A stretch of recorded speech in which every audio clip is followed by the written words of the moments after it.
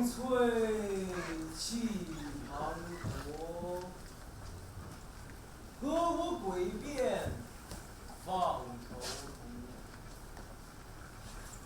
悠悠君客话并寄，此路还须归来着。生不居兮遥而明，山色晦影不见踪。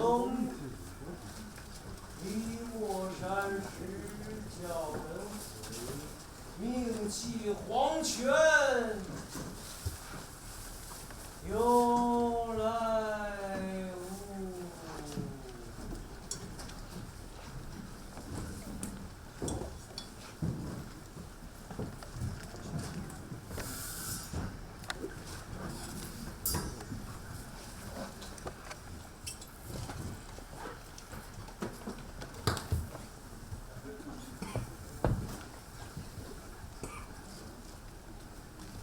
不知从何时开始，我接受了耕夫这份苦差事，在这荒野里打经。只有动物和不愿脱离尘世的孤魂野鬼听从。我不愿见任何人，希望时间能增长我的智慧。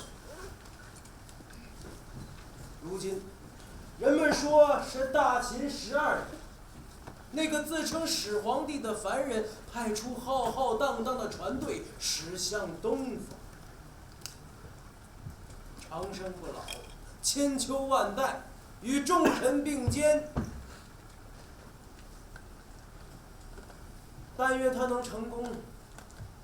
有朝一日，有人能代替我，承受着无尽的守望和折磨。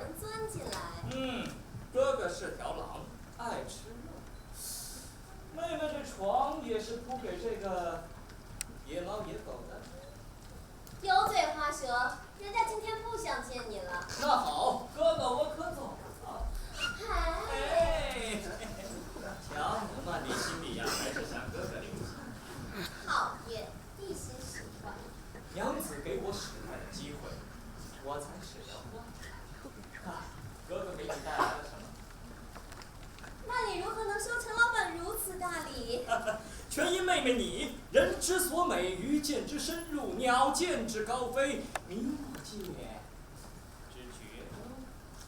就会卖弄读的那几卷书，得劲儿的事情却做不来。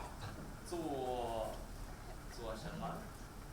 口口声声叫人家娘子，你却忍心看奴家天天侍奉纳斯，与哥哥求得片刻快活，还要心惊胆战，却不肯依奴家的心意，本死鬼。是不得呀，你家管老板可是个体面人。这客栈呢，又与鄙人的小店对接，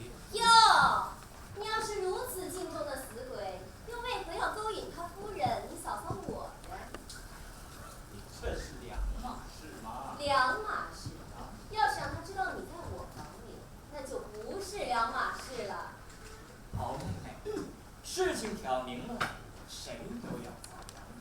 曼里一早就铁了心，只要哥哥肯将他，是不得了。哎，这事要是成了呀，店就归你。妹妹此言当真？人是你的，店也是你的。这店当真归我？曼里要哥哥，哥哥想要的，曼里也会给哥哥。今晚就结果了那厮。哥哥怕了？陈高是等不及了，娘子铁了心，陈高明白。天塌下来也拦不住我们。据说此剑经历了几十年前秦赵两国中的长平之役，少说有数百人丧命此剑刃下。多他管木一人，并不为过。好，今夜三更，我留门，你杀人。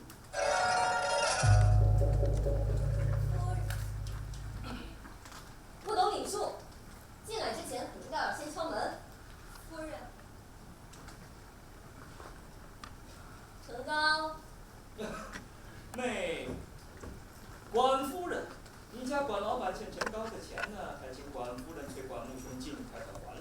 鄙人不是刻意的为难，陈高做的也是小本买卖，还请夫人见谅。好说，陈老板，请吧。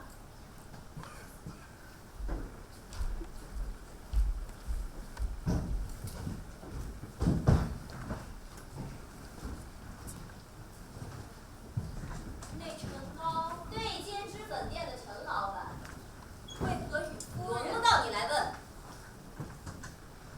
我倒是有事情要交代你。夫人，请说，奴婢听着。最近时局动荡得很，官府查私窑查的也紧，跟姑娘们提个醒儿，只接熟客。奴婢明白。刚才你都看见了。陈高在。陈高没来过，他不是，就是叫你闭嘴，一个字都不许跟老爷提。不用懂了。真懂了。夫人放心。时间不长，学得倒挺快。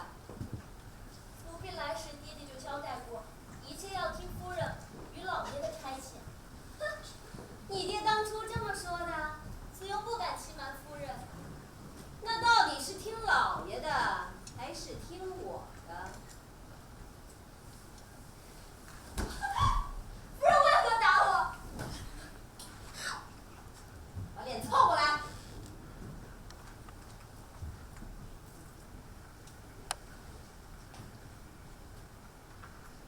我再问你一遍，到底是听老爷的，还是听我的？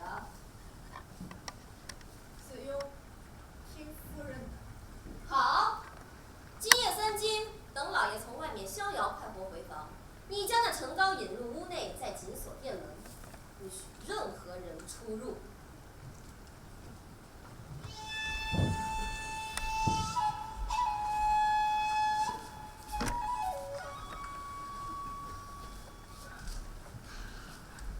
广泽君，此番我等蒙恩，随徐氏大人去往海外仙山，获得了不老仙药，又蒙徐大人器重，护送仙药去往咸阳，定会加官进爵，光宗耀祖啊！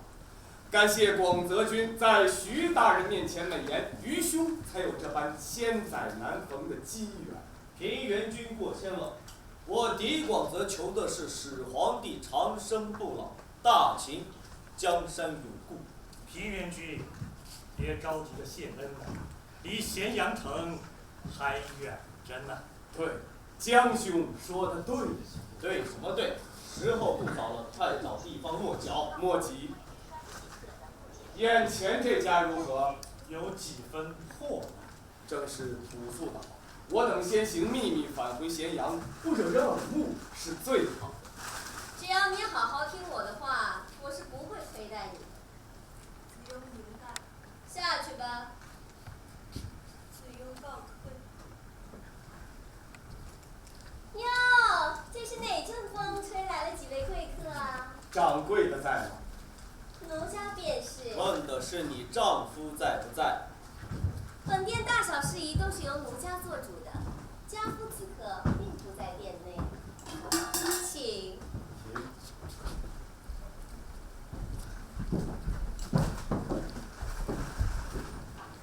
官家店否？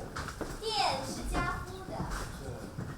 我们还是另寻他处落下。哎，我看这家店正好。王将军，我等只挑官家驿站落脚，这还是你定的规矩，如何忘？小镇上没有其他旅店了，莫非几位大人是嫌弃小店寒酸？夫人误会，我等有要务在身，需要。哦，原来几位大人是有需要啊。夫人好眼力，但是我等有需要。夫人，你是卖还是不卖呀？哎呀，这位大人真是说笑了。我们只是住店。住店好说，那3位大人需要几间客房呢？2间。我等与徐老板一间不是最稳妥？我等一间，徐老板单独一间最合适。你们俩到一间吵去，徐老板一间，我与夫人一间。江某还是依了李老弟你的意思吧。有劳夫人，2间客房。好，那就请3位大人出示一下身份凭证。没有。这真的没有，假的也行。住个店哪来那么多麻烦？但凡过往旅客都要有身份凭证，实在是衙门底下的规矩。夫人，有劳了。哎呀，这规矩不就是用来破的吗？子庸，伺候着3位大人。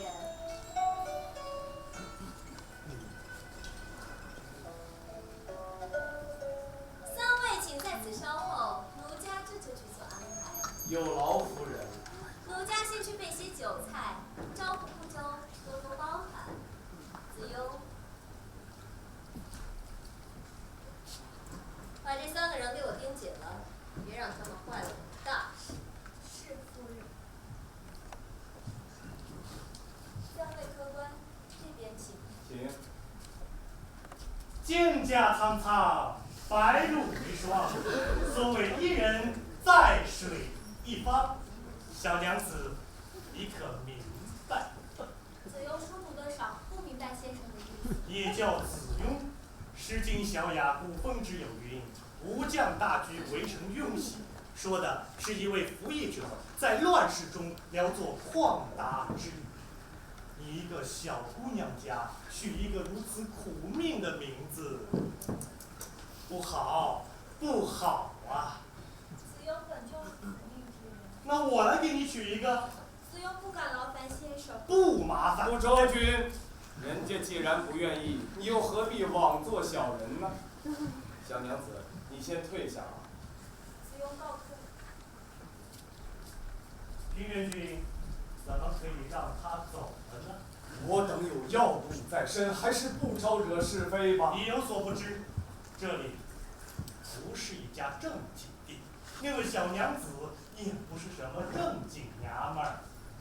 何出此言呢？此处乃是一家私娼店。不周君为何如此肯定？江某别的本事没有，看姑娘的本领那可是一流。只要闻一闻她身上的味道，就知道她是良家妇女还是专业选手。大秦的律法禁止私娼，既然不周君如此笃定，看来日后还要上报本县的官府吧。我等又不是什么稽查私娼的官员，何不在此安心玩乐？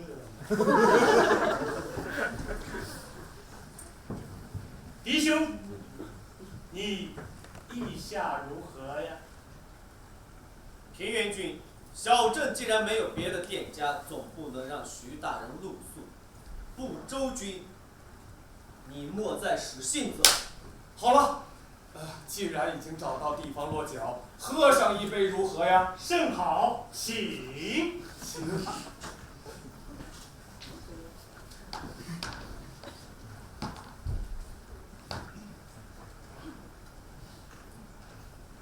此番出海，平原君当属头功。海外的蛮夷不懂中途艺术，剑拔弩张。平原君竟在数日之内懂得夷人说话，化干戈为玉帛，这让姜某佩服佩服啊！项某只是尽责罢，怎及得上广泽君引导海上迷途的船队？否则无人能回到大秦的疆土啊！对，还是广泽君功劳最大。来，姜某替您马上。干！干！哎呀，我们千辛万苦找这不老仙药，不知道他长得是何等模样啊！徐大人自然时刻护在身边，只有当今始皇帝才能晓录。我们出海多年，不知道嬴政。祸从口出啊！我就不信徐大人自己没有尝过仙药。他要是没尝过，怎知那是不老仙药呢？江不周，就这几句话能让你身首异处。我们三人原本都是民间的方士，被徐大人召集而来为大秦办事。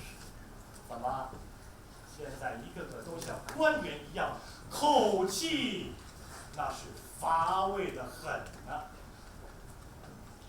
以姜某之见，最想染指仙药的是狄广泽你。荒谬！我对大秦忠心耿耿，日月可照。日月可照。此番出海，船队多次遇险，狄老弟对船上的机械原理那是熟悉得很呐，还能帮助身处的船员辨别星象位置。徐大人对你是信任有加，你怎么可能是一般人呢？略知一些工教活，有什么可奇怪的？广泽君时常把大秦威严挂在嘴边，我们耳朵里都听出茧子处。一个人若不厌其烦地重复着一句话，要么他是个傻子，要么心里就藏着一个相反的勾当。如此贵重之物，切勿再弄丢了。居子令，你是墨家弟子。墨家弟子兼爱众生。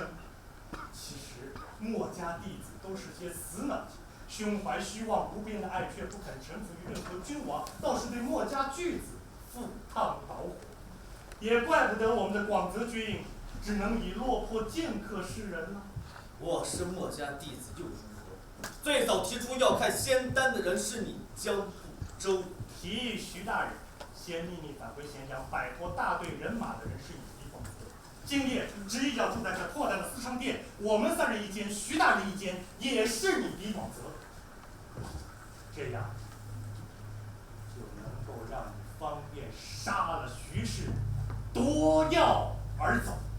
平原君以为如何呀？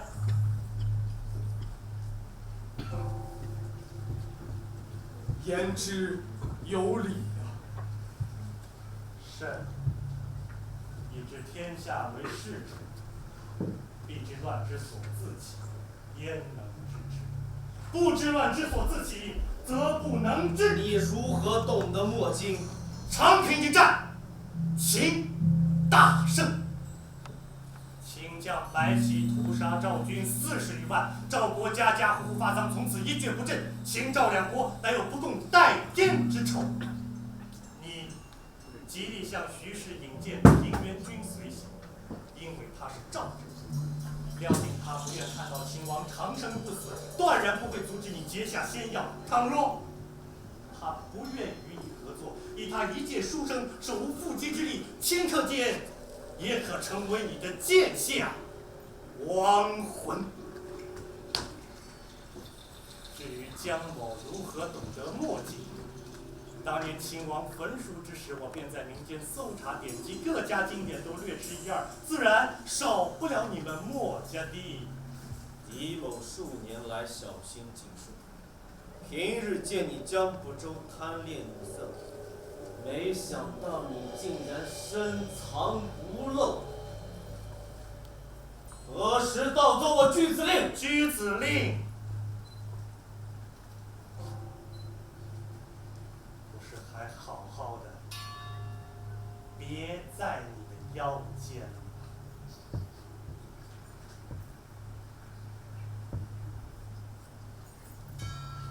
那这是江某的这枚居子令，是当年一位墨家老者托付于我。从他的口中得知，在我们随行的船队当中，有一位要夺得仙药的墨家弟子。狄广泽，你一表人才，不是你，还能有谁呀？可惜呀，这些年墨家已经被屠入中绝了，这世间恐怕再无墨家巨子。既然挑明身份，那就不必废话。江某虽更为世事清晰，但内心早已伺机而动。今日多亏嫡兄的帮助，让我摆脱了这大队的人马。但是江某不懂武力，如何让你信服于我？只能靠这杯中之酒。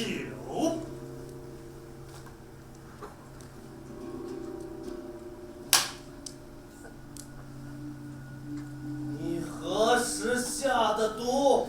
广泽君，江某要夺得仙药，必然靠你手中的长剑杀了徐氏方能达成。夺来仙药之后，自然能够解你身上之毒，还能让你长生不死。墨家大业，父亲可望啊！徐大人马上就到，快些决断。江不周，你要真懂我是墨家弟子，该知道我宁死不会帮你。江某岂能不知？徐氏那个老狐狸没有我的信号，绝不敢踏入这破窑子半步。我们三人还可以在这里高论几个回合。但是，倘若徐氏察觉异样，快马逃了，试问你狄广泽的剑法再厉害，能否知道远在天边之人？这话倒是不错呀，每每都是不周君为徐氏瞻前顾后。倘若听见了没有？连平原君都迫不及待的与我合谋。江某是生意人，讲的是信用。夺来仙药之后，我们三人平分。广泽君，你若现在上了江兄，我们都将与仙药失之交臂。向某苦读诗书，是为了能将减毒上仁义实践于天下。倘若我向某能长生不死，必会。看来狄某剑下要多一个亡魂。狄广泽，你草草就起了杀念，便忤逆了墨家非攻之原则。墨家记忆都是为了保人命所创，而你拔剑却是爽快的很呐！轮不到你来教训我，那你就砍下我与他的项上人头吧！广泽君，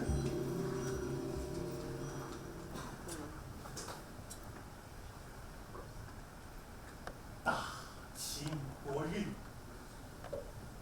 嬴政生死与你我何干？狄广泽，你有不死之身，颠覆暴秦指日可待；向平原有不死之身，颠覆暴秦又能如何？而我定能与权术运筹天下，搅动乾坤。今日诛杀徐氏，夺来仙药，我们三人分道扬镳，再不相见。千百年之后，凡人便五体投地的败于你我所创奇迹之下，又何尝不能建立自己的理想国呢？广泽君，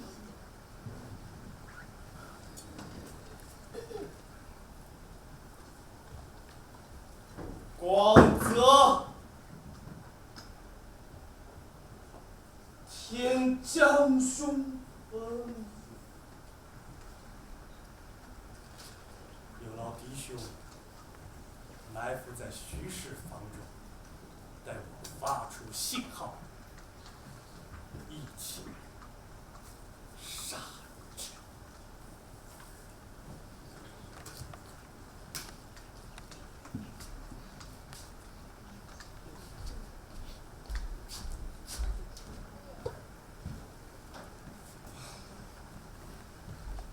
江兄，这酒当真有毒。人若心中有鬼，美酒也变成了毒药。项某终究是个读书人，这合谋杀人一事，一直是觉得不妥。进营之前，我都忍辱负重，甘当权贵的一条狗。然而，先贤们那句暴秦当诛，始终震耳发聩，叫人心绪难安呐。所以我才门外之人进来说话。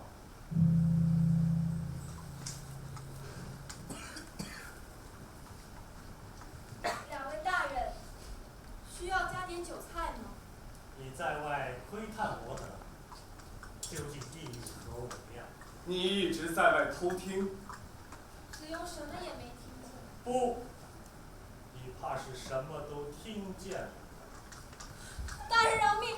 子庸定然守口如瓶。只有死人才能守口如瓶。且慢！没想到项兄还是一个怜香惜玉之人呢。我看这姑娘不似那奸猾之人，罪不至死啊！方才看见一个俊美的先生从殿中走出，神色慌张，面带桃李。他是何人？便是对面脂粉店的陈高，陈老板。可否与你家夫人有染？子庸不知。小小年纪不说实话。这破窑子里发生的与你我何干？你何必强人所难呢？我等大事岂有伸头小民有后患，比万不可行妇人之理。这你说是不说？子庸不能说。没想到你这个小妮子倒是有几分骨气，那江某今天就成全了你。不周君，此刻杀人，怕是项兄执意要救他，我这里倒有法子。不周君，你但说无妨，只要项某能做到，必当全力以赴。紫云姑娘，你觉得我家项先生如何呀？先生，他这是何意？你可愿随了我家项先生？子庸不敢想。江兄，你有所不知，项某已立誓不婚不娶。那你的慈悲就是口中说说罢了。你若知道此刻若不救他，恐他性命难保。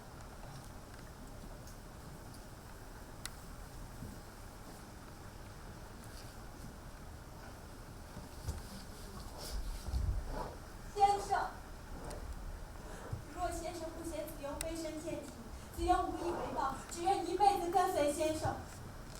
除非先生不让我，子庸定不负先生。子庸姑娘，你快快请起。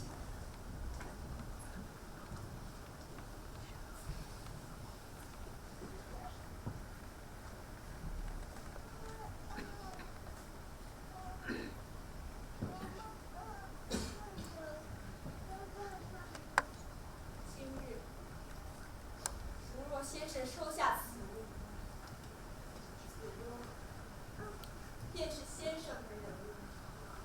子庸姑娘。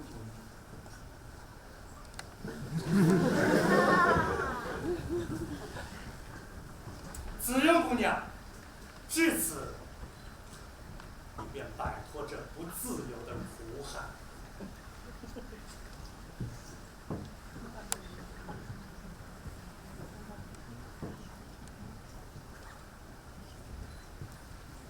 不瞒两位先生，我家夫人与内陈高的确有染。子庸还听得，今夜3更时分，夫人与陈高密谋，要将我家老爷杀害于房中。回去立刻传话给你家夫人，今夜3更，有一位老爷要住店，到时候关门歇业，任何人不得进。至于你家夫人的那些勾当，我等看不见，听不着。子庸明白。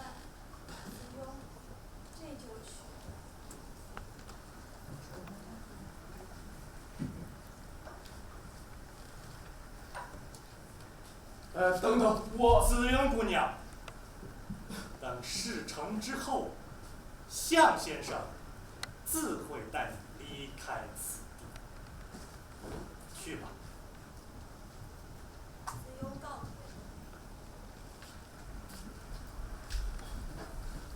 将军，这件事，今夜他把家夫人合谋杀父一事和盘托出，将来必遭灭口。所言极是。此刻我若杀他，必惊动店家，实不为上策。不周兄，你胸怀拓骨，人理存心。我将他托付于你，一来获得他的信任，告知此店实情；二来嘛，我江某要杀的人，必要在眼前了结。平原君可有胆量杀了子庸？不周兄，你真是精明至极，善恶全推给他人，手里不沾半点的鲜血。小小的私藏店，江某蛊惑人心，广则拔出宝剑，你向平原怎可独善其身？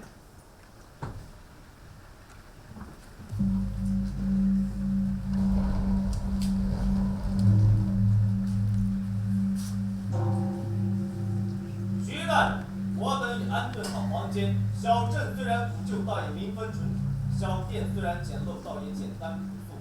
今晚就在此过夜。管兄，今天来呢也没别的意思，您欠的那几个钱呢也不用着急还，就是想和你呀喝上两杯。徐大人旅途劳顿，大人先来点酒菜。管兄，我先敬你一杯。大人，我先敬你一杯。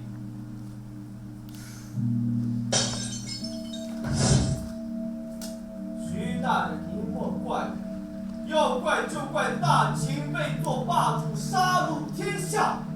管兄，你可别怪，要怪呀就怪你那风骚的夫人，太撩人。夫人，人可是杀了。先生，彼此彼此啊。取亲夫性命，引外家人占自家店，夫人好狠心。煽动同僚夺官家宝物，杀朝廷命官，先生好落力。事到如今，各走各的路，怕是不能了。向先生，子庸愿随先生离开，请先。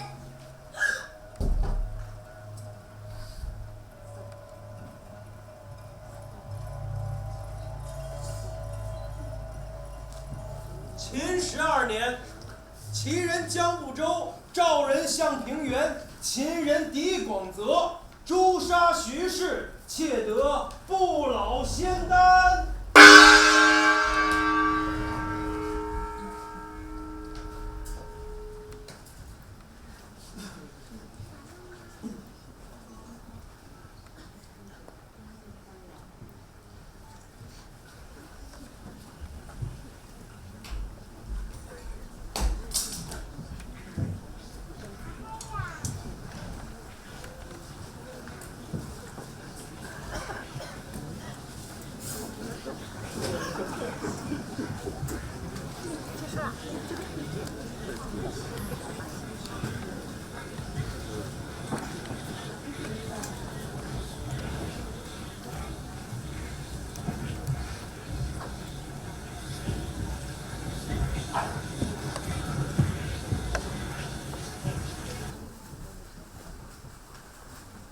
我有罪。说吧，你何罪之有？我为博得女人的嬉笑，将国家断送。我用带血的喉咙嘶喊着理智，你们从来不听。我有罪，我以人民的名义将手足送上断头台。从一开始你们便爱杀戮，以为杀光一己便得了不朽。千百年来，你们手上的血何曾干过？如今却妄图得到宽恕。是满意的仇恨、肆意的疯癫淹没了我的良知，是权力的欲望将我们推向深渊，是魅惑的女色将我们拉下深潭。此刻，我们已胸怀苍生。呸！良知与你们无关，良知只属于弱者。你们手里的是10块长剑、火枪。散去吧，恶徒！炼狱才是你们的归宿。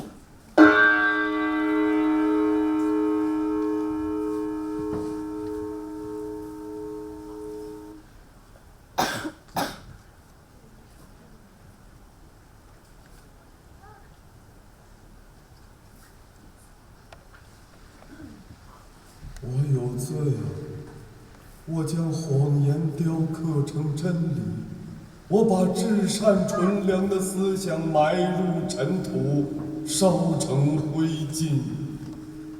你那华美的国与我无关，你许给弱者的幸福谎言也休想从我这儿得到应验，我更不会承认你的罪过，你永不能通过我架起的桥梁。我们已在你面前跪下，虔诚地献上自己的灵魂。掌管时间的巨象，为何不接受我的忏悔？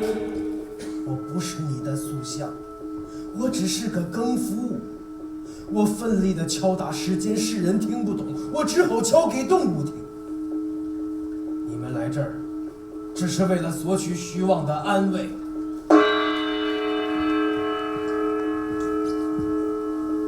我有罪，我将身体摧毁，去兴建广山；我将感情冷却，去铸造长城。你们信奉财富和权力，你们沉迷肉欲的表象，却不知一切皆会腐坏。散去吧，恶徒们，散去吧！我不会回到你们身边，除非铁幕消融，弱者苏醒。待到那时，我再来迎接你们，通过我的桥梁。可憎的更可畏的更夫，抛弃了罪恶，而你的善却永远无法到达彼方。如果不是你把守着世间的桥梁，我们早已将你碎尸万段。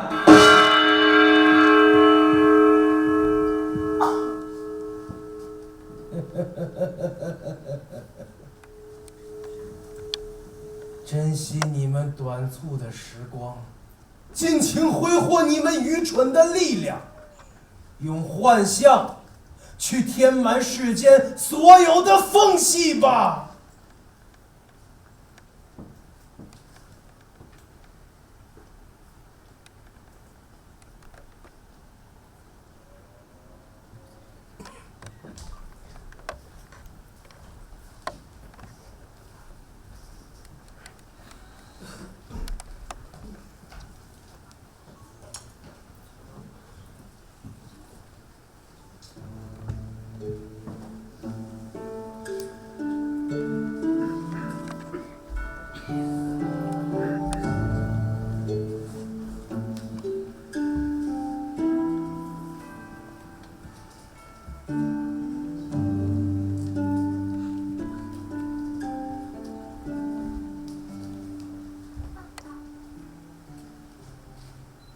先生，可曾见过一位儒雅书生？儒雅的书生，他有一个被遗忘千年的名字，向平原。千年已逝，你还是老样子。我竟记不清你的模样。记不清我的模样，可否记得这柄长剑？1000年未见，这寒光凛凛的长剑，狄广泽。我听传闻，有一位长生不老的仙人拥有一处世外仙境，不管时局如何动荡，总能使人们安居乐业。我想，那一定是平原君你的。我费尽千辛万苦寻得一位更夫，号称去过你那仙境，这才找到你的下落。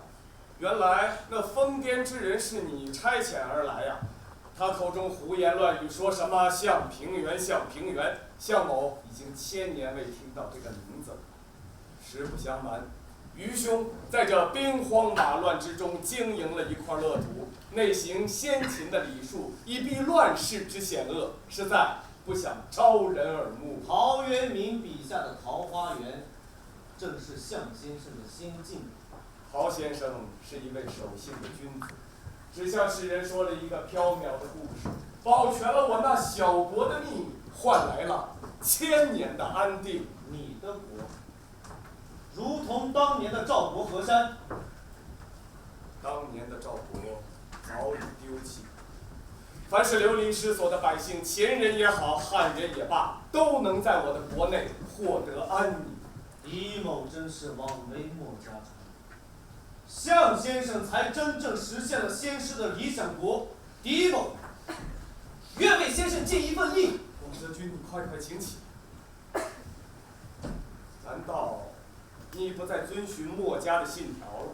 大汉全城董中书，到如数之民行罢黜各家思想之时，墨家早已分崩离析，只剩广泽一人拥有了个体的身躯，游历世间。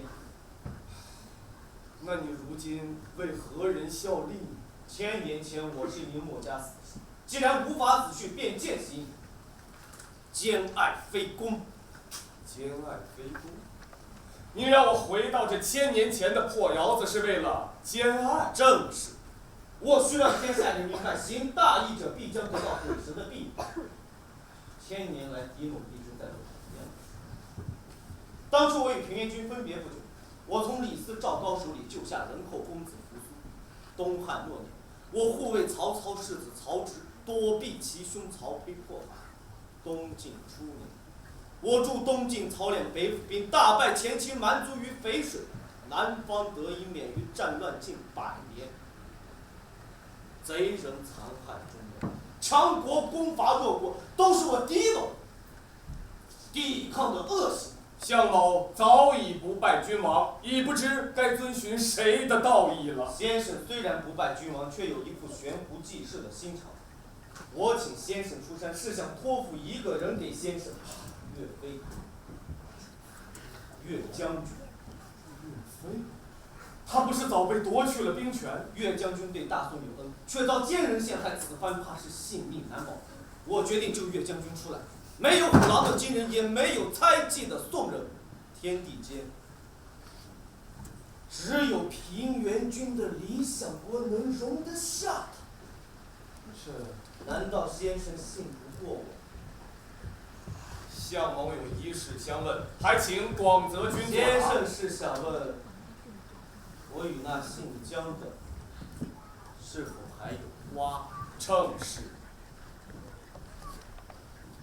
实不相瞒，我与那江不周早已分道扬镳，各行其事。料想这1000年背后的乱局，一定少不了他的诡谋。如此便好，广泽君，你践行兼爱的理想，愚兄佩服。项某早已立誓，给予苍生救赎，必会救岳将军于危难。好，岳将军被发配南疆，要经过小镇。平原君能否将桃花源的位置告诉于我？我截下将军就带去。言和逆流而上。今夜3更在此相见，告辞。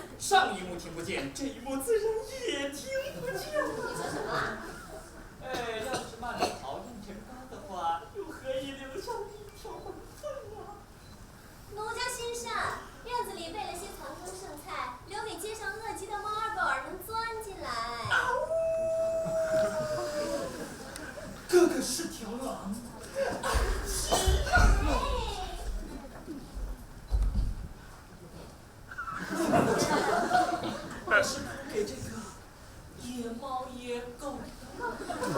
油嘴滑舌，人家今天不想见你了。那好，哥哥我可走了。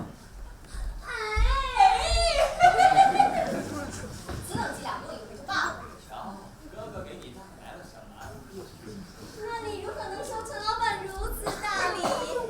全因妹妹你呀，人之所美，于见之深入，鸟见之高飞，你入其这绝招啊！就会卖弄读的那几卷书，得劲儿的事情是做不来。做什么？哎呀，口口声声叫人的娘子，你却忍心看奴家天天释放那死？玉哥哥求得片刻快活，还要心惊胆战，却不肯依奴家的心意把他死鬼。哎呀，使不得呀！你家文老板可是个体面人，这客栈呢又与鄙人的小店对峙。哟，你要是如此敬重的死鬼，又为何要勾引他夫人？你嫂嫂我呢？这是两码事嘛。两码事。要是让他知道你在我房里，那就不是两码事了。好妹妹，事情挑明了，谁都要遭殃的。让你一早就铁了心，只要哥哥肯将他，使不得呀。哎，这事要是成了呀，店就归你。妹妹此言当真？人是你的，店也是你的。真归我。那你要哥哥，哥哥想要的，那你也会给哥哥。kiss me。今晚你吃，绝不能撕。哥哥怕了？不敢。据说此剑经历了头几天人开灯完成，少说有数百人丧命此剑经。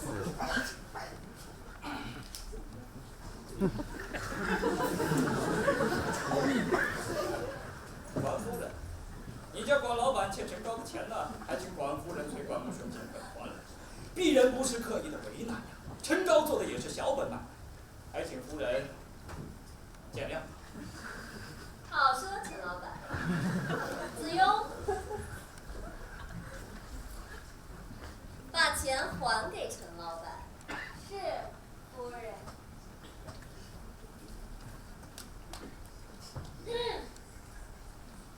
陈老板。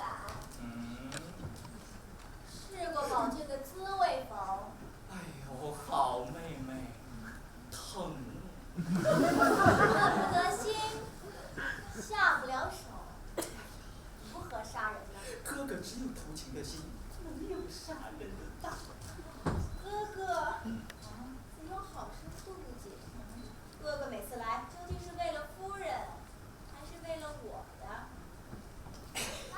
自然是为了子庸。伪君子，今夜三更还是来我房里。哎呦，方才我与说到底，哥哥还是更爱夫人，在夫人身上啊，把力气都给使完了。陈老板，请吧。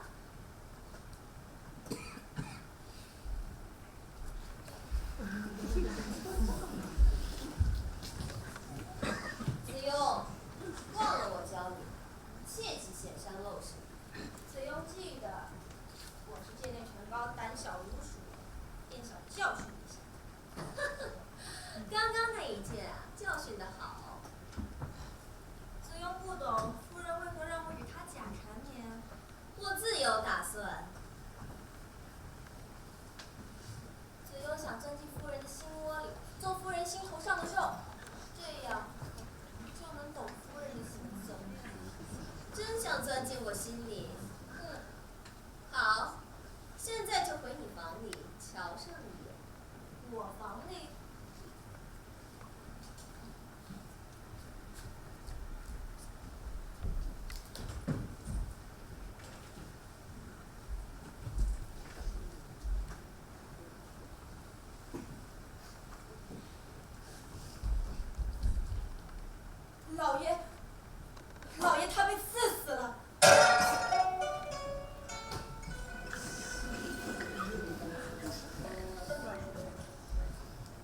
先生可否记得一个叫子雍的女子？江武州。平原君，别来无恙。可否记得子雍？子雍不记得。果真不记得了。千年来，不周君可好啊？1000年来，我在各朝为史官，没有哪一桩事情能够逃得出我的眼睛。怕是忙碌非常，维护谎言要花大气力。倒也不太费力，但说实话的人都死了，我变成了真理。平原君可有什么新鲜事儿呢？战乱不止，民不聊生，依旧是奸夫淫妇夺着良民的小店。什么良民？依旧是私有，逼良为娼啊！可惜呀，宋人只爱斗茶，不愿收复故国。国？哪家的国呀？我心中的国，不像世间的国那般反复无常，无关乎权术，只愿人人安居乐业，丰衣足食。这糊口的米粮怎可比运筹天下的权术重要？不周君，你只陪帝王玩弄权术，如何懂得黎民的疾苦？权力书写历史，行小善成不了大事，大事之后，大善或大恶皆在掌控之中。这句话便出自你之口。哼！江某再问一遍，可否记得子雍？子雍，我的用意看懂了。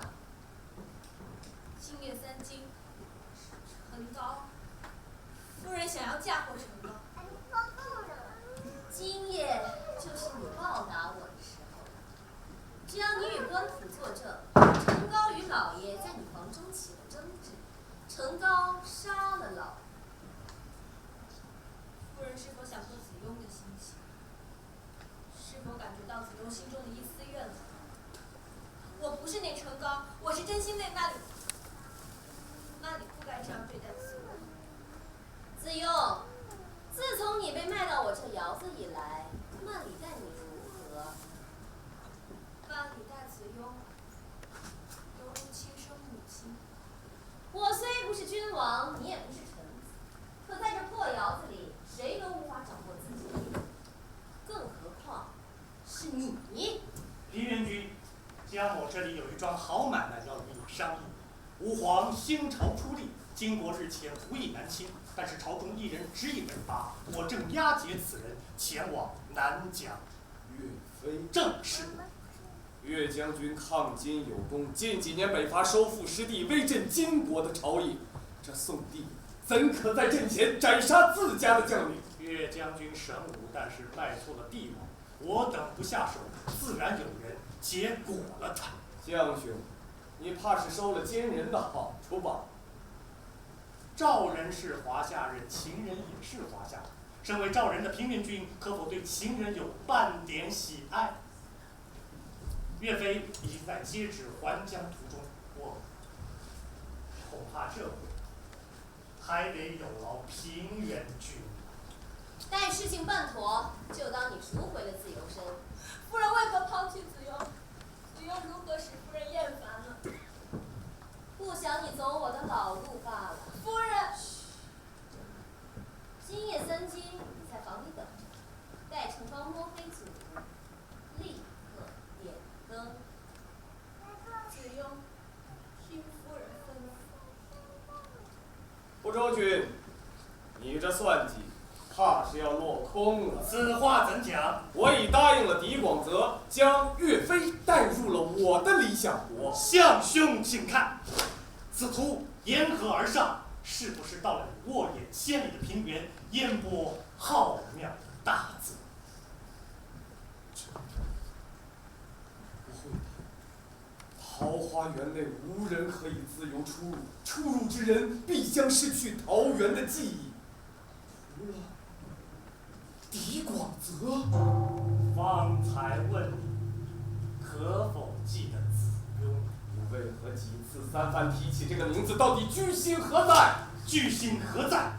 要不是因为这个女子，你可以隐居深山，不问天下大事。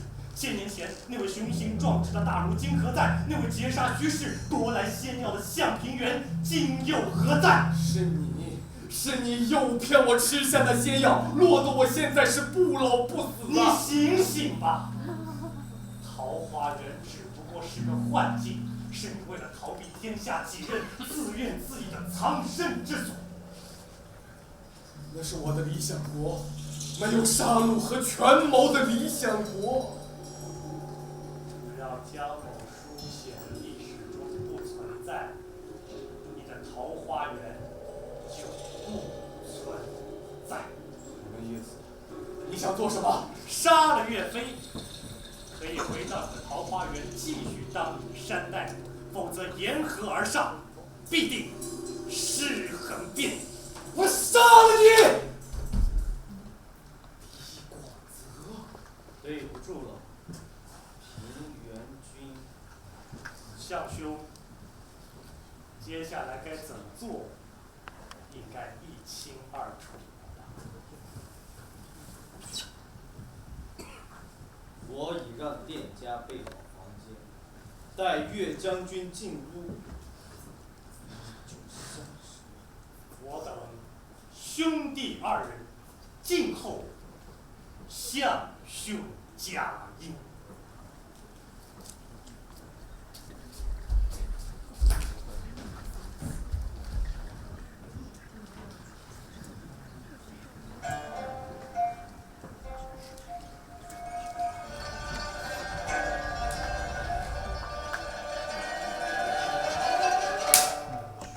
掌柜的在吗？客官要住店吗？子雍？客官认识奴婢？不认识。那客官如何知道奴婢的名字？你长得像我一位旧识。客官定是糊涂了。凡是子雍服侍过的男人，怎么可能忘了子雍？我只是住店。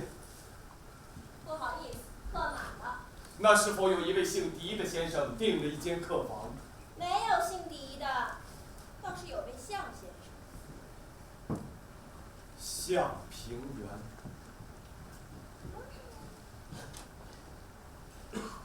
向平原。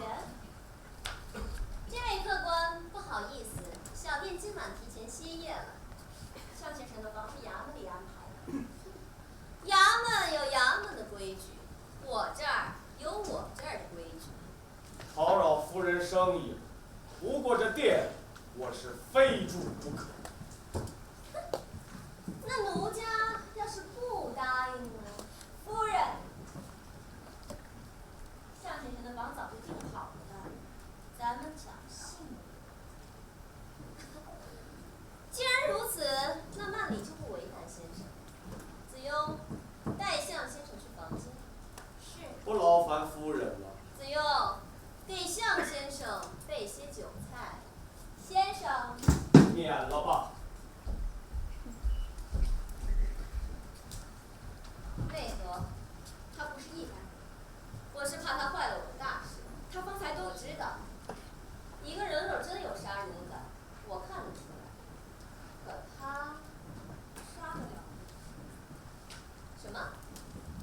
哦，没有。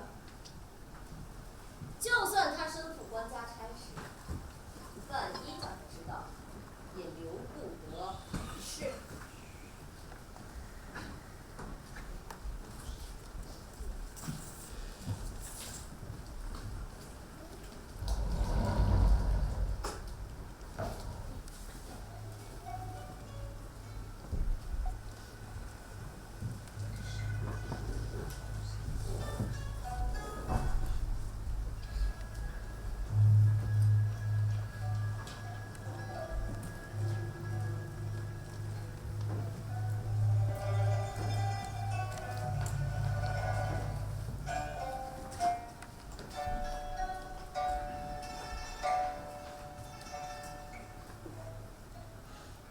我说过不要酒菜。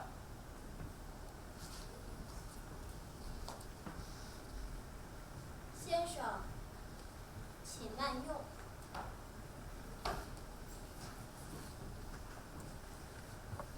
你有话要说。您也有话要说。子雍，此殿将有血光之灾。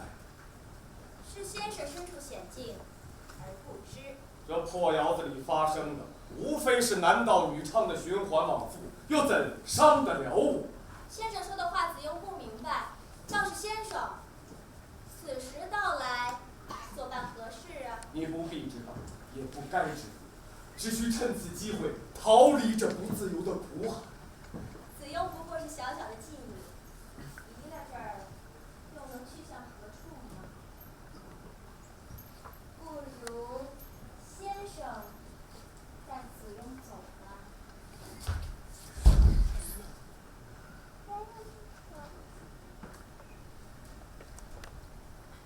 先生杀了子庸吧。该受宫人一剑的是我。先生说的话为何这般古怪？你走吧。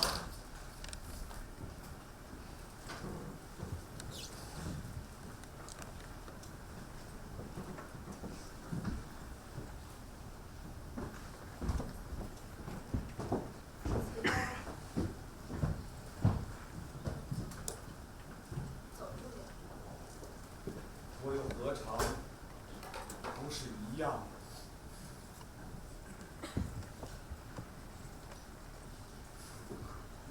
先生，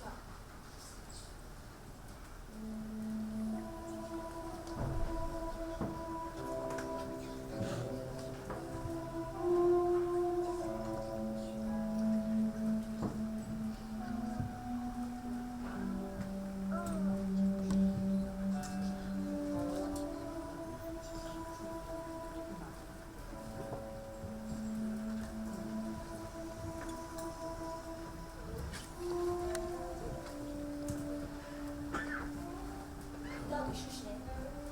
一个妇人，我手认为一位孤女。千年来，我当这件事情没有发生，直到你再次的出现，我才看清了满手血污的自己。今夜将是向老最后一次取他人的性命，我要救你于水火，救天下人于水火。你是我救的第一个人。向平原。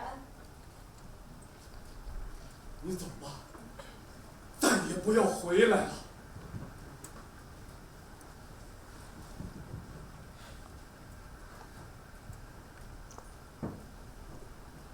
只愿子庸再不见你，再不为你所救。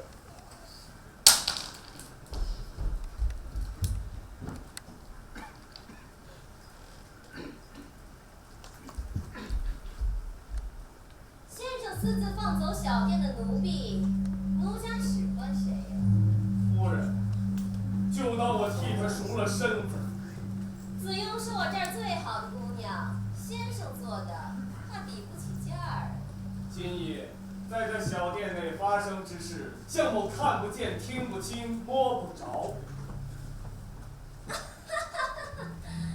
不作为乃是大恩惠，不知还有何事能为先生效劳？今夜3更，将有一位气宇不凡的军官投宿在你的店内，到时夫人便关了店门。不用先生提慢礼，也会关门歇业。奴家自知有些事见不得光。夫人说向某做的事情见不得人。奴家说的是自己，只恨天底下没有多几个有权势的男人像先生这样有悲天悯人的胸怀。向某要杀人。先生杀人定是身不由己，慢礼杀人却是欲望使然。为财也好，为情也罢，全然不会有丝毫畏惧。可怜我大宋名将，就要命丧于此。先生不必为大善而做小恶，善便是善，恶便是恶。奴家是恶妇，先生是人君。善非善，恶非恶，只有这剑上的血，真的。岳飞一族意欲谋反，乱臣贼子人人得而诛之。愿我大宋千秋万代，吾皇万岁万岁万万岁！子雍妹妹，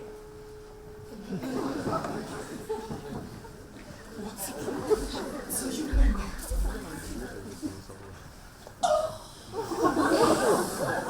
好哥哥，人家在这儿呢。子雍妹妹，我来了。岳将军，小镇虽然古旧，倒也民风淳朴；小店虽然简陋，倒也简单朴素。将军，舟车劳顿，您先吃点酒菜，我敬您一杯。好哥哥，奴家等的就是你。岳将军，只有杀了你，才能成就我的盛世。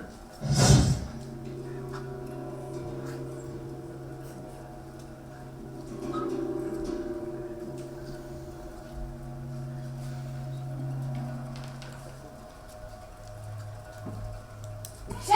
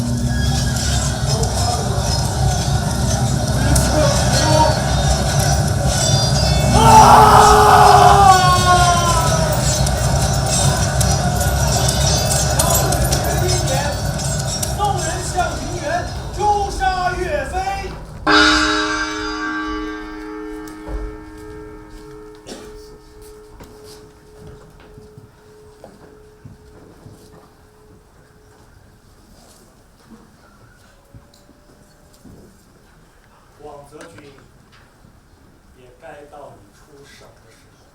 不用将军催，此刻大金的人马已踏平桃花源。我等的作为是要造天下无唾满。这可不像你部周军说出来的话呀！本官千年不朽，后人看到的是我的笔墨，听到的是我的训诫，知道真相的人都会死，那该是何等寂寞！我只是不懂，为什么要去惊扰象平原的桃源仙梦？世界上只有一个理想国，但绝对不会是他象平原的桃花源。小小桃源何足挂齿？出周举，怕是另有所图吧？广泽君，我问你，千年来，我们可曾实现最高的抱负？不曾。那一朝一纲的傀儡，一生一世的英豪，可曾不朽？不曾。所以，我们终究是一样的，只有同舟共济，方能成就大业。那接下来我们该如何处置他？暗中观察，等待时机。象平原终究会明白，我们只不过是游荡在世间三个不老不死的恶鬼。为了理想国，为了理想国，后会有期。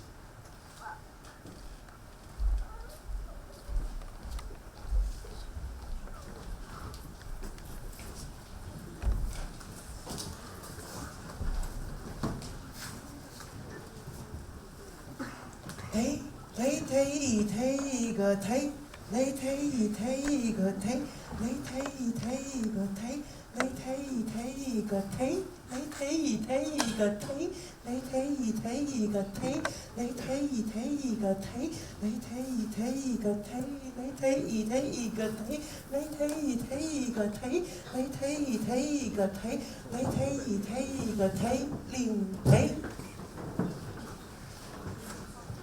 从前有一个耕夫，他不老不死，常年游荡在天与地的边界。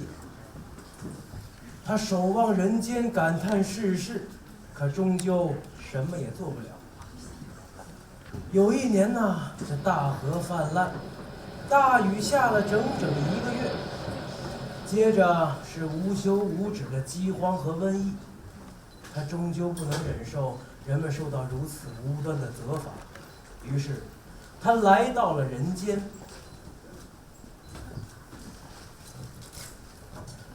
你是谁？我是庚，我乃天上的圣土。为何你要降下大水？那是上天的旨意，我也无从知道。我的亲人们都被大水淹死了，我也生生把眼睛哭瞎。看见吧，老人家。天哪！瞎子竟然看见了。一位年幼的女童，饥饿刚刚夺去她的生命，她的家人正在她冰冷的身体边哭喊：“醒来吧，小姑娘！”老天爷，女童竟然活过来了！她拥吻着家人，肚子永远感觉是饱的。可怜的人们围绕过来。我施予你们丰盛的米粮，健康的身体。洪水已经过去，可是为何依然横尸遍野呀？圣徒，洪水没有淹没我们的庄稼，而是我们将米粮都交给了那君王。请带我去见你的君王。贤德的圣徒，我给您带路。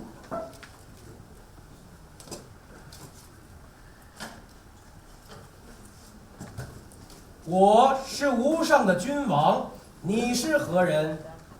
我是上天的圣徒，世上哪儿来的圣徒？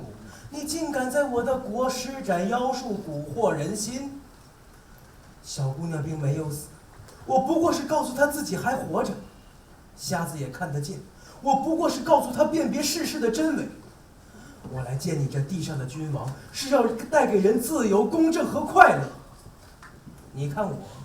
不正享受着绝对的自由、肆意的公正和无边的快乐吗？那是只属于你一个人的自由。我命令你将他们还给神的子民。神的子民，可笑至极！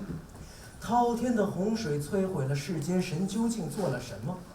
千百年来，多少人向他祈福，他只是沉默。人们自愿围聚在我周围，正是因为他所带来的灾祸。如今你忽然来了，创造神迹，施舍幸福，让他们拜倒在神的脚下，这恰好摧毁了他们的自由。人被创造出来，是为了超越过去所有的创造。人们不能，也不会停滞在任何人的周围，包括你这凡间的帝王。在你出现之前，我就是他们的奇迹。你给予他们自由，他们便用自由来反对你，将你送上断头台。随后，他们只会自相残杀，进入无休无止的轮回。你们选择的时刻到了，自由是你们的特权，将这满口胡言的君王绑在火星柱上。为什么没有人回应？你们在害怕什么？我亲爱的臣民，不要被他蛊惑。老瞎子和女童都是这所谓圣徒的同伙。卫兵们，将他们通通烧死！听见了吧？人们在嚎叫，他们在歌颂他们的君王呢！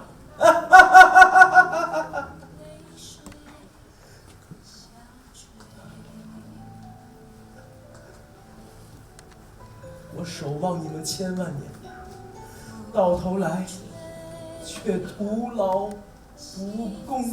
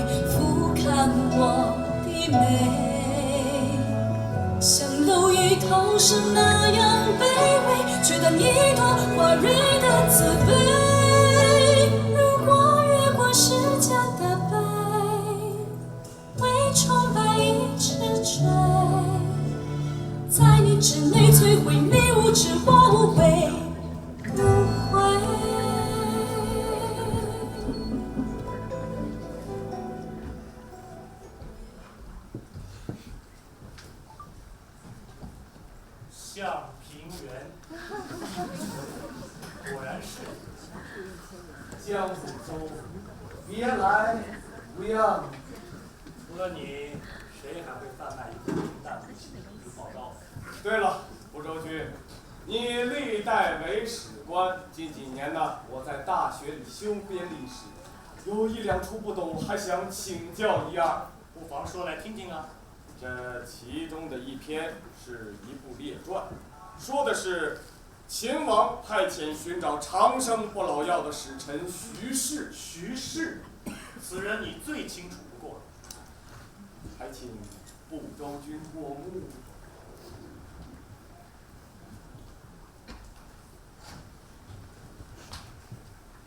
徐氏夺来仙药返回中土，不日在南疆小城被害。杀人者其人江湖州情人李广泽。平原君，你这不是故意在篡改吗？如果没有你，哪来的我江部洲和他李广泽呢？我也是效仿蒲州君你的手法，还请继续往下看。民国20年，其人江部洲将一份地质报告交给日本人，随后关东军进入东北抗战，由此打响。平原君，我果然没有看错你。你知道我为什么要这份地质报告吗？石油。所以你认为我会把它交给日本人？当然，利用战争铲除异己，积累财富，进而发动思想斗争，统一民智，构建一个大一统的理想国。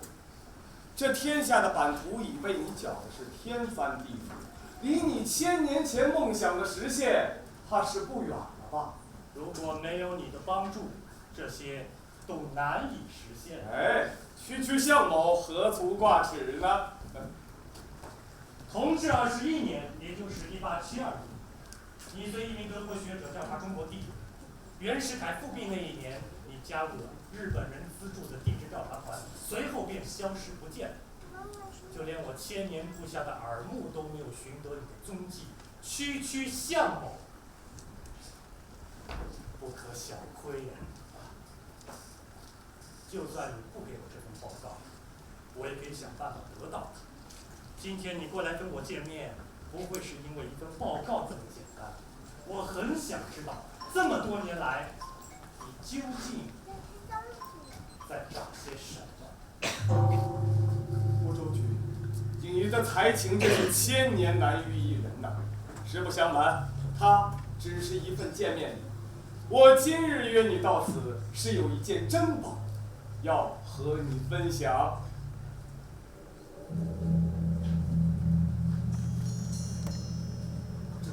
丹药，这红色的丹药，想必你十分的熟悉。没想到，这么多年来，你不是为了勘探东海石油，你是为了找到早已沉入大海的孤岛不老仙药的配方。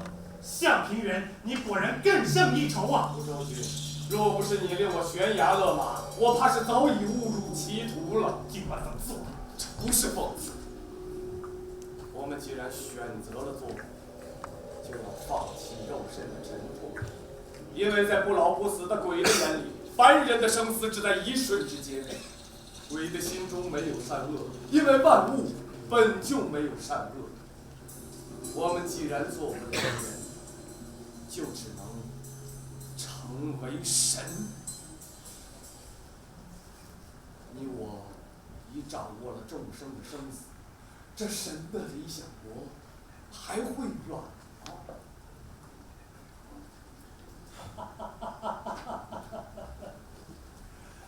平原君不再眷恋那世外桃源，不在，不再拯救那困顿世人，不在。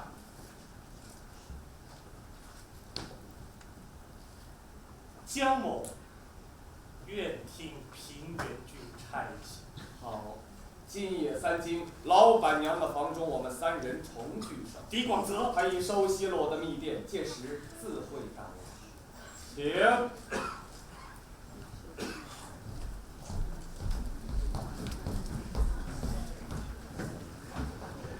一切无常者，只是一虚语；不可企及者，在此事已成；不可名状者，在此已实有。永恒之女性，领导我们走。妹妹，万里妹妹，又是一个千年，又是一个轮回。因为想急着见娘子啊。想我无用，文字会拍。哥哥是条狼，爱吃肉。妹妹的床也是不给这个野猫野狗的。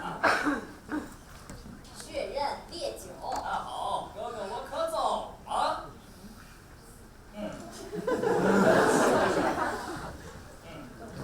村官，你听好了，今夜我要你杀了管木。啊？又杀人？这么合你心意吗？哎呀，人我。哎呀，你还受得了我如此伺候管木？一不做二不休，也不是第一回上妹妹的当了。想不到你答应的如此痛快，那这破窑子也归哥哥了。能日夜抱着这么多小姐，做鬼也值了。你说什么？哎，我的意思是说，能日夜抱着曼里妹妹做鬼也值了。好，今夜3更，我留门，你杀人。中。出来吧。管木的尸首藏好了，藏好了。管木欠了陈高1大笔债，咱们这破窑子迟早会用来抵债。太太是要我连累陈高，也没变美，只有这样才能一笔勾销。陈高也没少光顾你吧？我那还不是为了少跟我装糊涂？事成之后少不了你的好处，就像我结果老爷那样。今夜3更，陈高会到你房中，用什么方法我不管，你给他个空。太太自己动手不是更方便吗？放肆！是太太。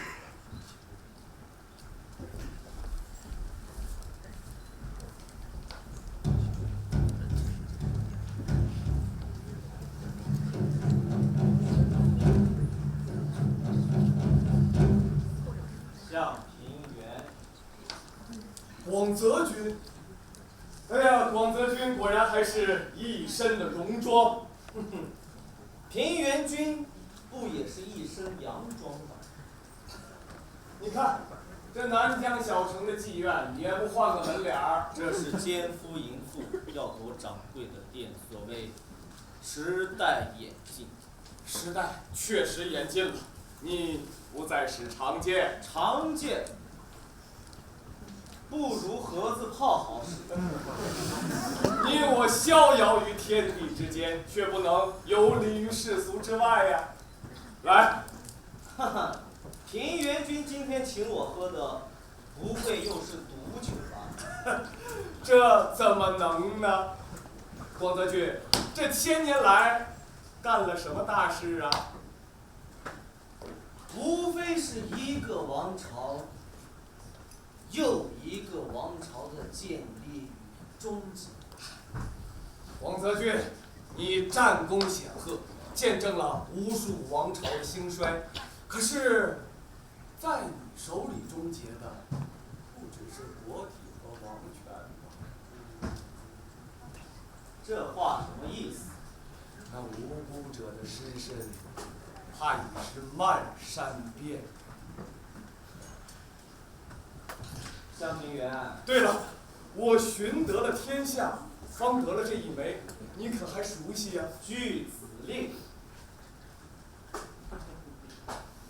没想到平原君还是一个念旧的人呢。我念的是那个摩顶放总理天下的墨家弟子狄广泽。世上已无墨家。明朝初年，明成祖命三宝太监郑和下西洋，是你密授即已将全部的航海知识锦囊相授，这正是你墨家天志的传承。又至明末，靖江王朱亨嘉为反抗异族的统治，被奸臣杀害，是你行墨者之兼爱于乱世救孤，所以才留下了一代华僧石涛啊。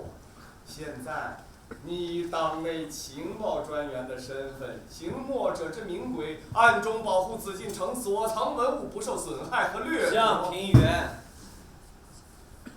你今天把我找来就是为了跟我谈这个，是吧？我狄广泽是个粗人，有什么话直说。当初没有好好感谢广泽君你的利剑之恩，却以一己私怨和野心，教唆你和江不周吞下那不死的毒药，落得我们三个成了游荡在世间的恶魔。这千百年来，我都是在无边的悔恨和孤寂中度过，实属报应。我面对桃园仙境也算是了不相欠。我虽不入世，可你二人所做之事实在是令我提醒。广泽君，你可感受得到？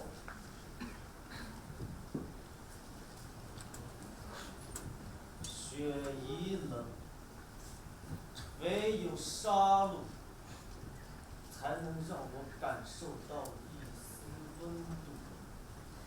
难道你不曾在无尽的惶恐中度过黑夜？只要一闭上眼，就有无数的冤魂厉鬼出现。难道你不曾看着自己的至亲满头青丝渐渐变作白发，最后化作了一堆枯骨？难道你不曾策马扬鞭奔赴沙场，却不知去向何处？向平原，你不要敬酒不吃吃罚酒。难道你不曾想到死？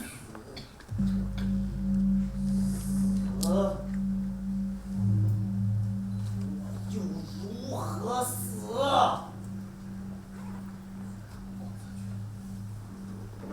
如果我有办法叫你再入轮回，你愿意替我做一件事？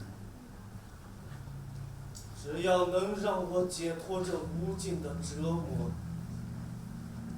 我愿意。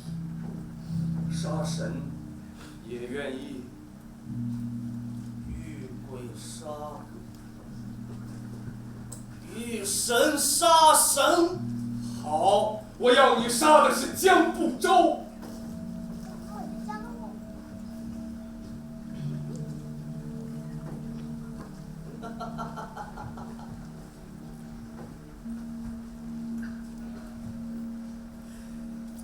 向平原呐，向平原！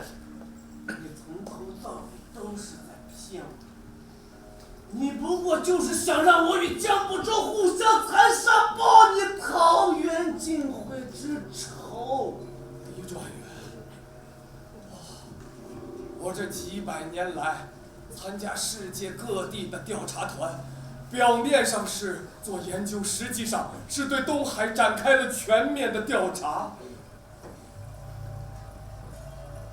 东海，我的目的只有一个。不老仙丹。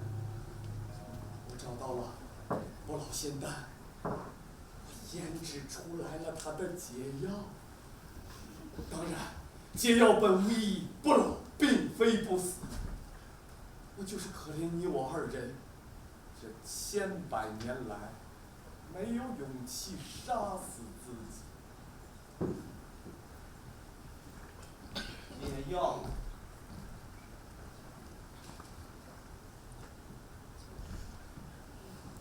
要真的存在，当真存在。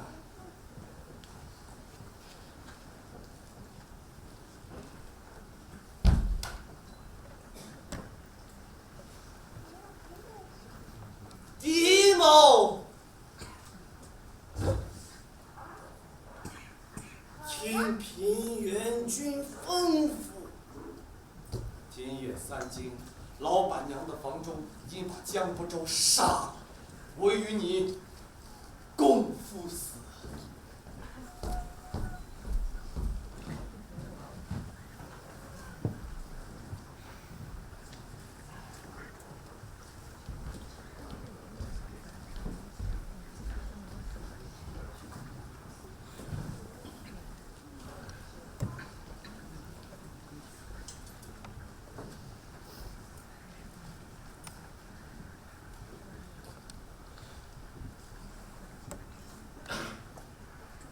花谢花开无时尽，绵绵花间觅仙踪。瑶池泪洒化蝶恨，天上人间容伴君。念叨了什么呀？传出来的一个故事，说来听听呀。话说在这魏晋时期啊，有一名女子，名叫祝英台，生得标致，天资聪明，却又一心求学，便女扮男装去往杭州书院求学。在这途中，邂逅了梁山伯，二人同窗3年，又情投意合。哎呀，够了够了，结局是什么？山伯身死，英台殉情，化作蝴蝶，栖入天境。好生凄惨。是啊，生前不能在一起，身后双双化作蝴蝶，飞走。蝴蝶能飞，我们不能。如今时局这么乱，离开了这破窑子，咱们都得上街喝西北风去。以后少念叨这些白日梦。是夫人。那死鬼2天了，程高天天来店里催债，他也不知道回来看看。不是太太自个儿把那门敞着给那程高。瞧，我要做什么，你一个丫头也要过问了。太太和老爷拜过中国的天地，又去过洋人的教堂，理应白头偕老，同甘共苦吗？还真有理了，谁教你的？学堂里教的。哟，这民国呢，还真是眼睛了，连女娃都能上学了。到头来还不是进了窑子，当了婊子。子庸虽然为生活所迫，但也并非太太烦我很烦。我也为太太服侍过客人，不是？你再说了，子庸也想过自己的生活，虽成不了彩蝶，但至少能成为一个完整的人。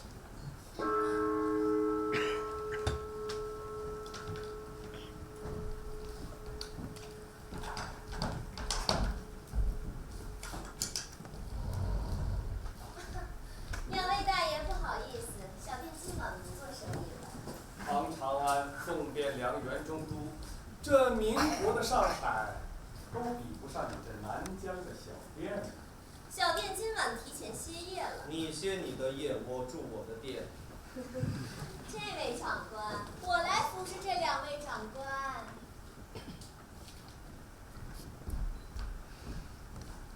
你要做什么？他们坏不了你的大事儿，有我在。好，那就让子庸服侍这位长官。王泽君，我不客气了，我就点这位子庸姑娘。那江不周好，她届时自会好。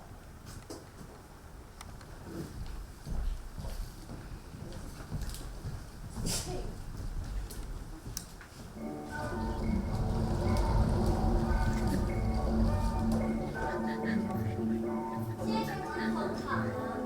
是常客。太抽象了，刘乔也熟，但还真不曾见过先生。可你还是把我引进来了。不知道为什么，就是这个先生。浩荡离愁白日斜，银鞭东指祭天闸。落红不是无情物，化作春泥更护花。先生为何这般感慨？我感慨你一朵清澈的生命，就要生生世世混在私娼的井边。先生大学问，说得太深奥了，子庸不明白。倒是先生，来咱们这偏远小镇，有所办何事啊？为你而来。先生真是会说笑。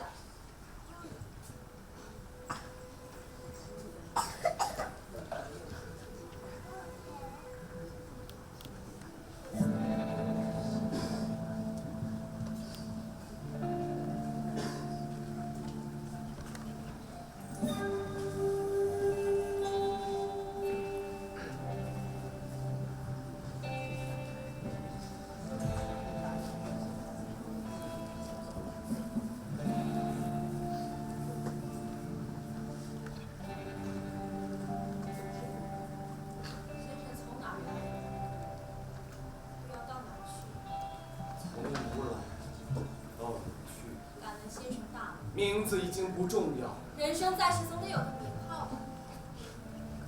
向平原。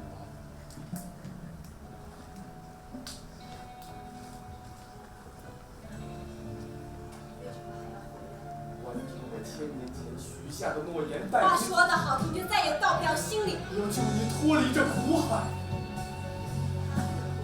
当然是这私娼的狡辩，是你一次次往生轮回的苦海。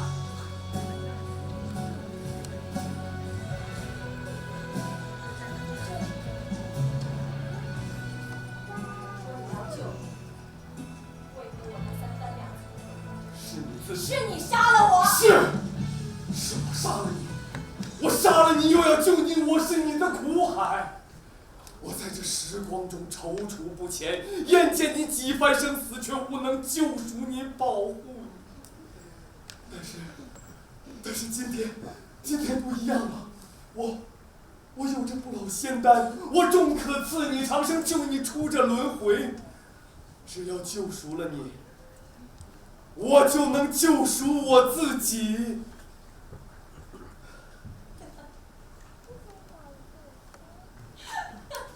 你笑什么？我笑你疯癫。1000年之前，我竟会委身于你。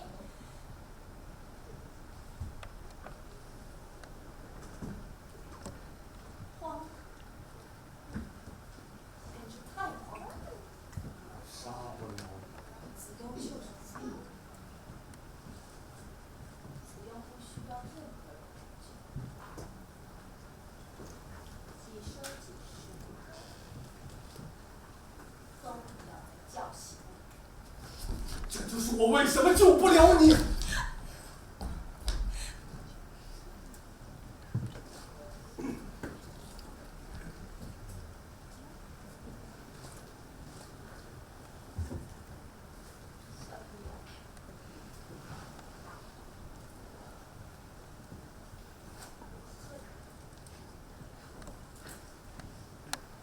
恨你受苦，你轻易所有人的生死，给我长生，把我唤醒。你可曾问过我是否愿意和接受？我也是个人，是你任意摆布的木偶。你听我说。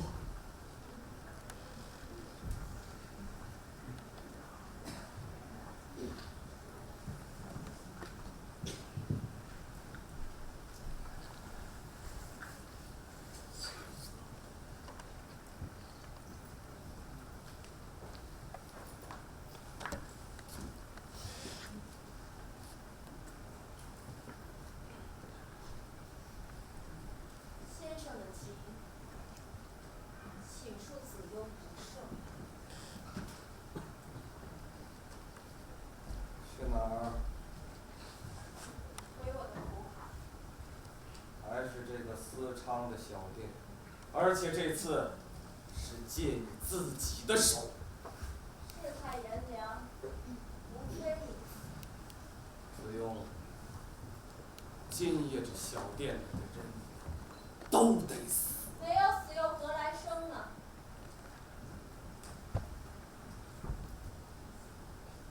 像先生这样的伟人，凡人的心事恐怕很难明白。先生好生歇息。子庸，告辞。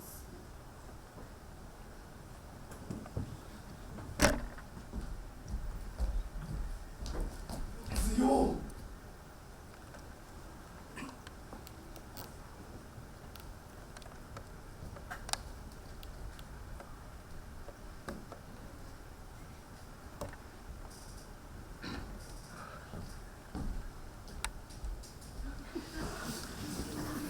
陈老板，三更半夜的，又来咱们店做什么呀？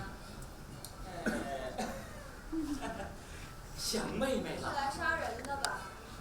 你怎么知道？你要杀的人早就死了，请陈老板往这木帘后面瞧瞧。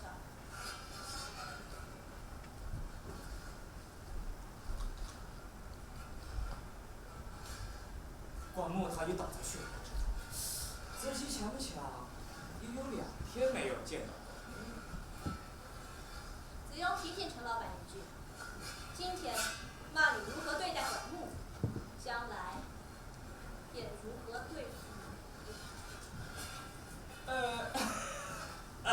请子庸转告曼丽，我身体不适，陈高告退。浩哥哥，这是要上哪儿去啊？啊，管你的仇！你连我都要杀！人为财死，鸟为食亡。曼里这么做也不是为了自己。子庸，子庸不能再提太太杀人了。你。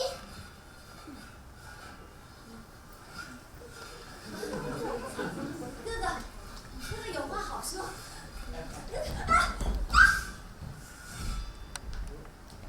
江湖中，你终于来了。广泽君别来无恙。这演了1000年的荒唐戏该散场。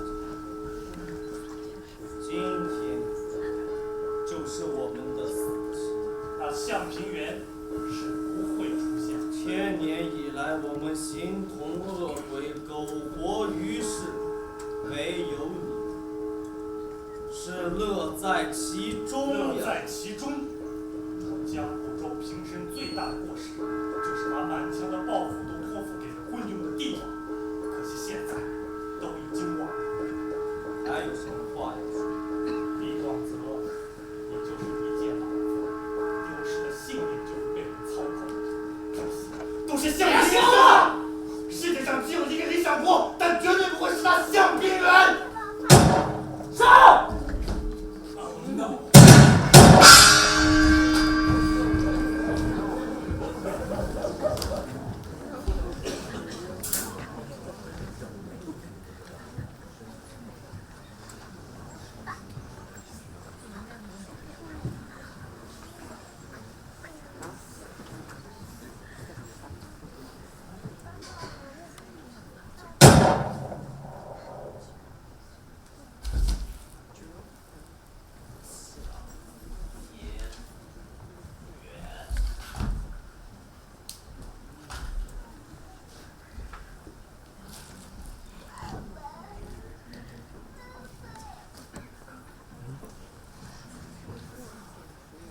掌柜的在吗？掌柜的，正是我。天地之间，从始至终，只有一人亘古不变。无论换了多少皮囊，人们只能追逐我的幻象。我是开始，我是终结，我终于站在生命之上，俯视你们。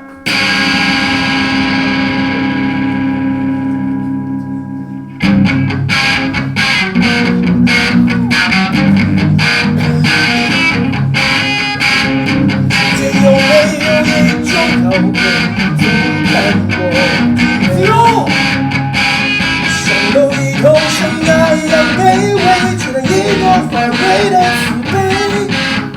如果越过时间的碑，为崇拜一直追，在你中的最后，你无知我无悔，